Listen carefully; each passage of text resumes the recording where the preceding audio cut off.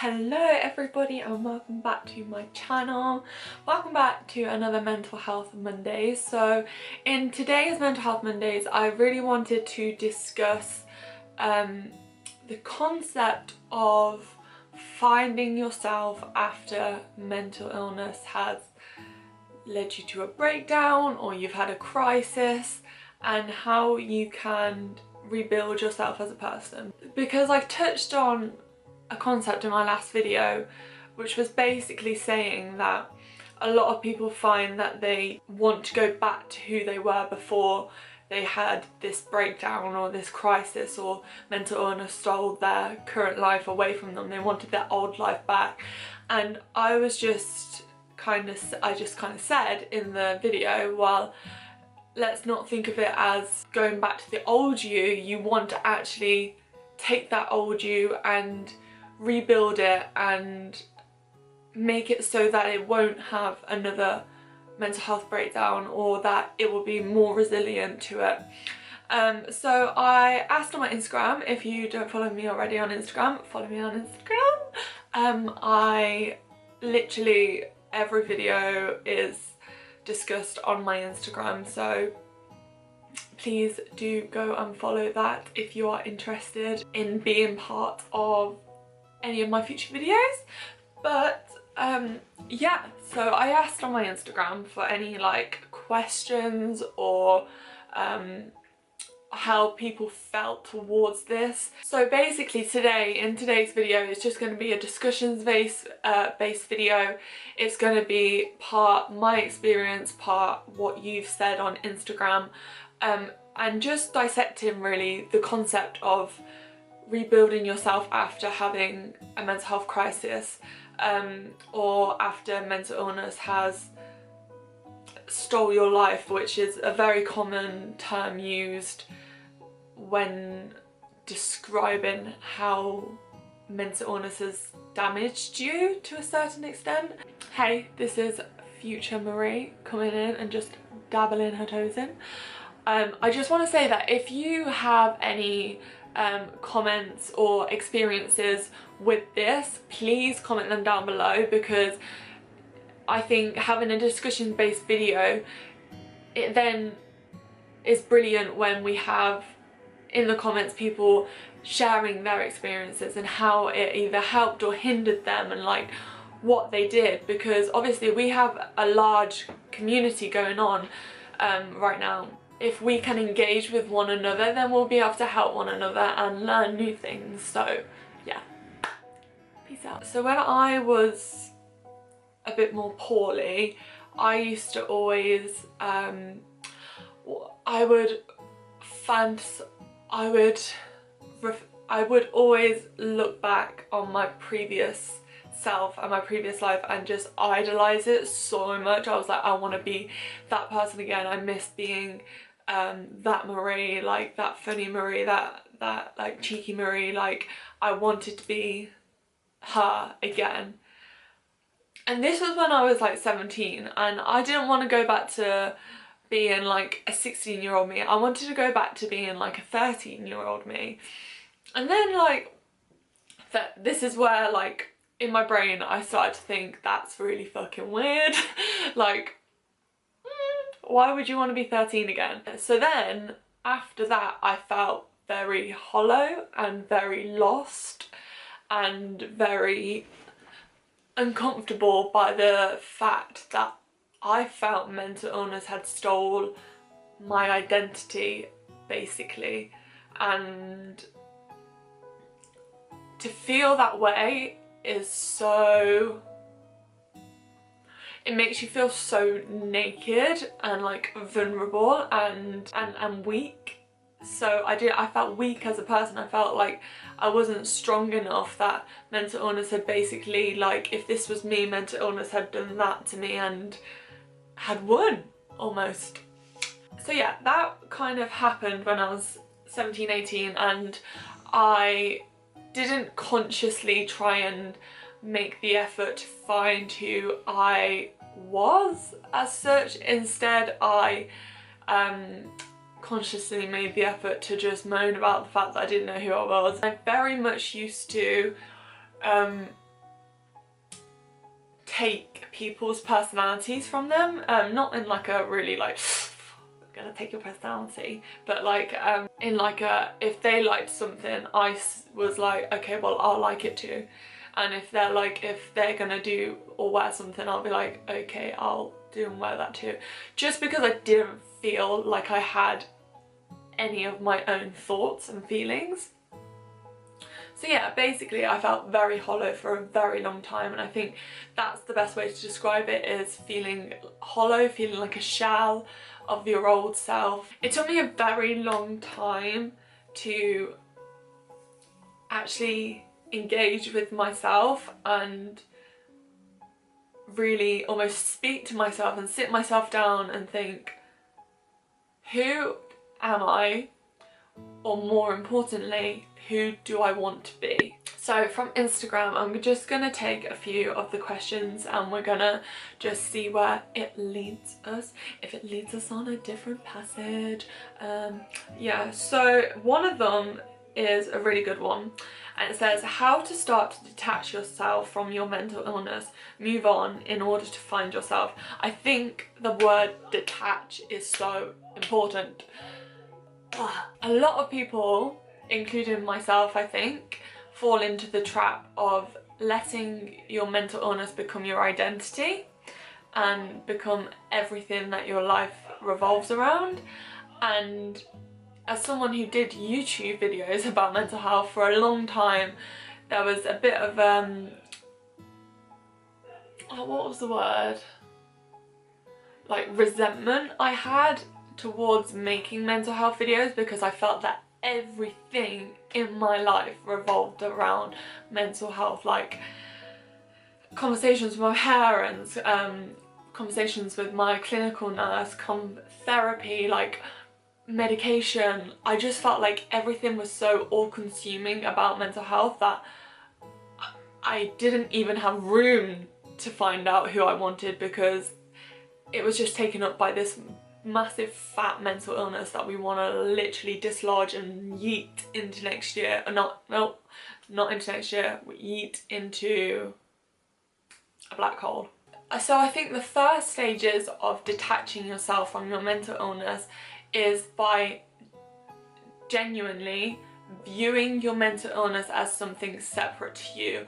A lot of the time when you go through a lot of either hospital admissions, or you see a lot of doctors or mental health professionals, they kind of talk about like the mental illness.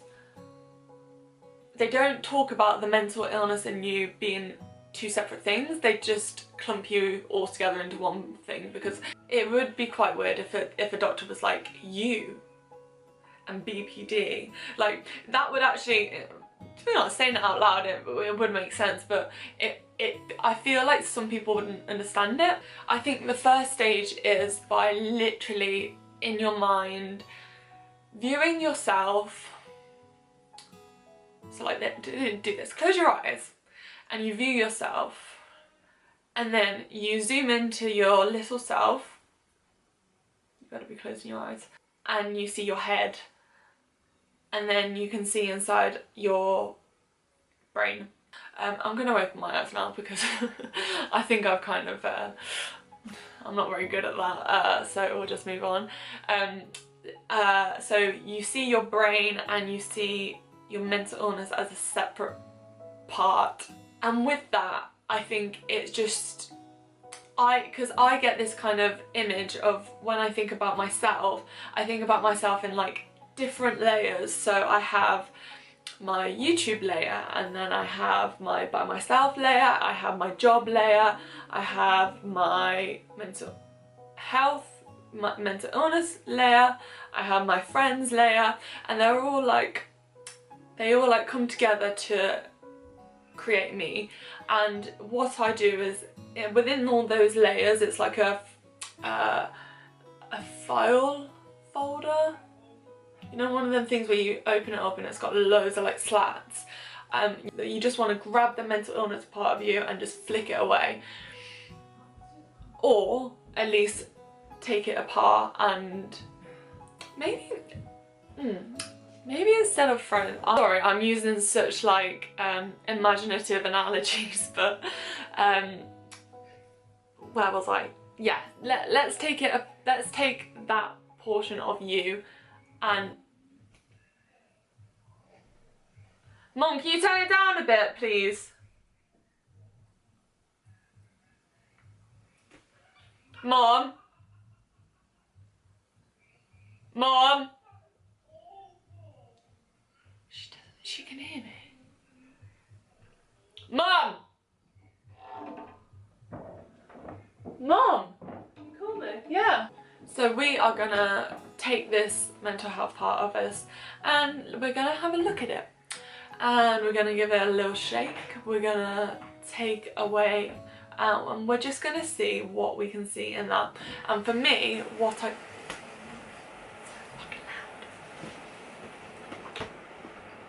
And for me, what I would see is a lot of words coming out of it. So I'd see like self-harm and anxiety and psychosis and eating problems, you know. I'd see all these words jump out, and that is because that makes up that part of my life. But seeing yourself as separate to that, or as that only being a small part of you, is so important. I think mental illness can rob a lot of people from their identities. It can, especially if you're going through like a prolonged period of not understanding yourself or trying to, actually this is it, sorry, this video is all over the place, but we spend so long trying to understand our mental illness that it means we start to forget ourselves, and coming to terms with that can be very difficult, because if your whole life is revolving around mental illness, to then break away from that is almost quite scary and very unfamiliar. What I want to let you know is that finding your own identity is uncomfortable. I think if you're going to get the best out of it, you need to be quite honest, and honesty can bring a very uncomfortable feeling. I hope you're following me on this, because I'm losing myself. No, I'm not losing myself. I'm losing my trail of thought. My thought is separate to me, therefore I am not my thoughts. That is actually very true. So yeah, to wrap that all up, to wrap that whole massive thing up, I basically mean that you need to see yourself as separate to your mental illness. God, I really take them on. I really go deep, don't I?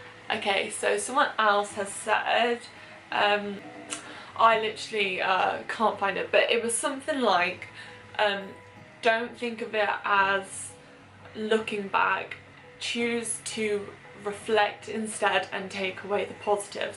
Now, take away the positives is so important.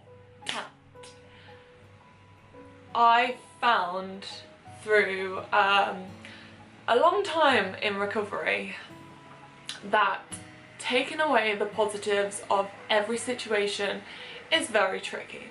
However, the more you count your blessings, the more blessings you have to count. Yes, yes. I really liked that idea of what were the positives of my mental illness. Like, there are always positives of nearly every situation. Like, for example, I have met so many amazing people through having a mental illness and being part of like the mental health community, or like just from Instagram, and the only way I would have found, and I would not have found these people if I wasn't ill in the first place. I have found that I'm a lot more empathetic, I'm a lot more self-aware, and I am a lot more socially aware.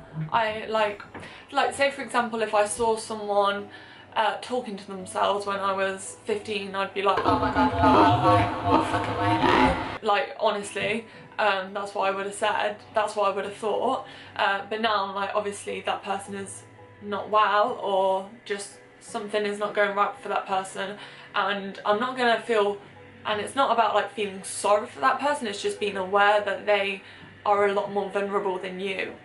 So I think looking back and finding the positives of your mental health is really good.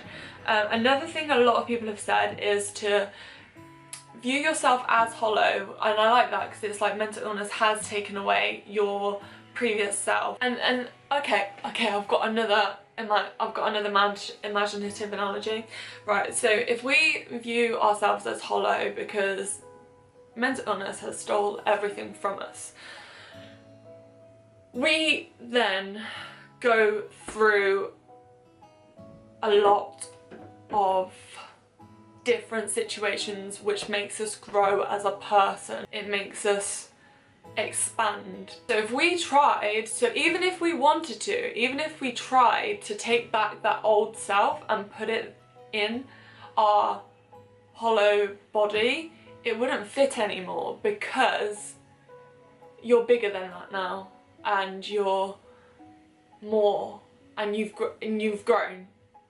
So even if you wanted to, that old self wouldn't fit. I'm picturing it like a gingerbread man, and then you have a little gingerbread man inside of it, and you've got to, and so instead we've got to take our new hollow body and fill it with all the things that we like. There are people that you would fill it with, there are pictures and music and films and art and memories and everything almost so wholesome that we want to grab it and put it in ourselves, and we slowly start to build ourselves back up again, but it takes time. So this is not an overnight process. It does take time to rebuild yourself up. Don't think that you mindfully have to start this, because you would have unconsciously already started to rebuild yourself up. So yeah, I really like that idea of filling it up with things and memories and what I said in my last video was that we don't want the old person, because that old person broke and that old person became submissive to their mental illness. We want to build someone who is stronger this time, and we want to rebuild ourselves in a very intentional way, if that makes sense. We want things put in our lives because they're going to make our lives positive. So we're going to do things because it's going to be a positive thing. It's going to make us feel good. It's going to strengthen us as a person. Third thing I'm going to talk about is it's okay to grieve your past self. Whenever we think about our past selves, I feel like our heads very much romanticize past memories. You look at them through rose-tinted glasses. Your brain can sometimes distort how you view your past self, but life goes like this whether you like it or not. So even in those times, you did have times where you weren't always so happy or weren't always so bubbly, you know, and it's okay to grieve your past self. That might sound very dramatic, but it's the only way I can kind of put it into words, because you are grieving a person, you've lost yourself, and it's okay to feel very sad about that. People grieve differently. Some people grieve by missing that person, some people grieve by trying to completely forget that person. And to grieve in your own way is completely okay, and I think grieving for your past self is definitely something that I did.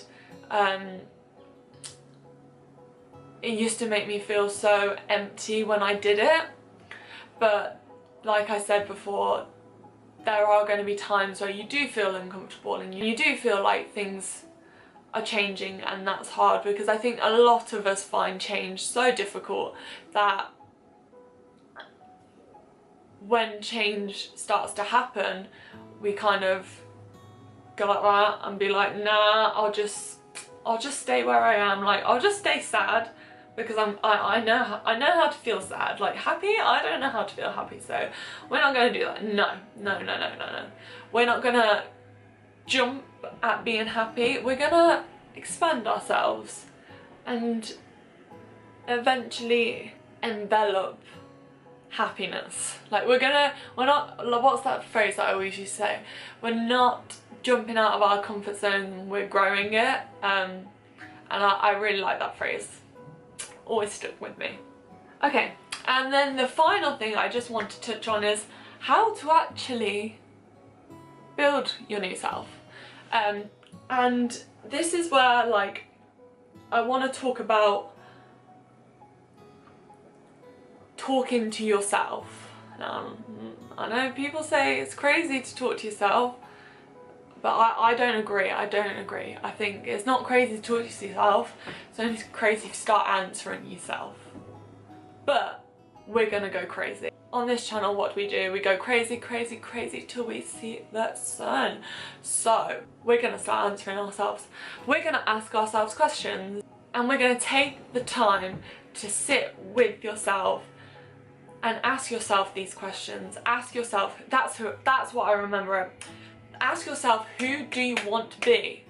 Honestly, top 3 best things that I've learned in recovery is find out who you want to be and then act like them. And it's so weird because you think, oh no, isn't there a process of becoming that person? Yeah, you can become that person. You can become the person that you want to be. I remember I wanted to be someone who was confident. I'm now confident. I wanted someone who could handle situations at work and was reliable, and I feel like I am both of them now too. Yeah, is that right? English? I don't know it. And to be kinder to the people around me and myself. And once I decided who I wanted to be, I started acting like that person, and I fucking faked it till I made it. And eventually you get that. I'd say it took me probably like on and off like a year, because it was like a few months and then I'd stop and then have a bit of a yeah, fake it till you fucking make it, because I know that sounds really superficial. I feel like that sounds superficial anyway, like just fake it till you make it. Like, it's so easy, guys. I know it's not easy to just recover from a mental illness, but to start being the person that you want to be, you have to start acting like that person. So I'm gonna leave this video here because I feel like, how long have I spoke for? So fucking long. I hope you kind of got the gist of what I was saying. I really, like I said, I want this to be a discussion based video where, so it's not necessarily like a really structured video, it's somewhere where in the comments I'd absolutely love if you could write down your personal experiences with this and what has helped you, what has hindered you. I would love that, so please do that if you can. But I'm gonna love you and leave you. I hope you have a great rest of your day. I hope you have a great rest of your week.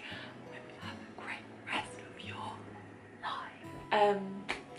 Please stay safe. I'm looking at you. Stay safe, and I'll see you soon.